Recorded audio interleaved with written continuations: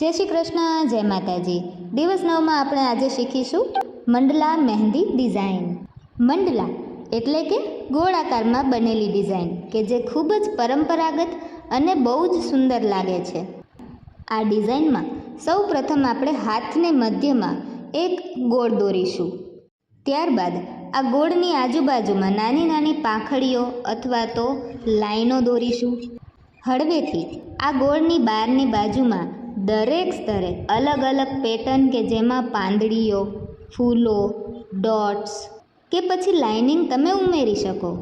આ પ્રકારની ડિઝાઇન લગ્ન પ્રસંગે કે પછી ખાસ તહેવારોમાં બહુ જ દોરવામાં આવે છે। ચાલો ત્યારે તૈયાર છે આપણી મહેંદી। હવે આપણે બીજી ડિઝાઇન જોઈ લઈએ કે જેમાં આપણે મધ્યમાં ગોળ નહીં પણ અલગ ડિઝાઇન કરશું।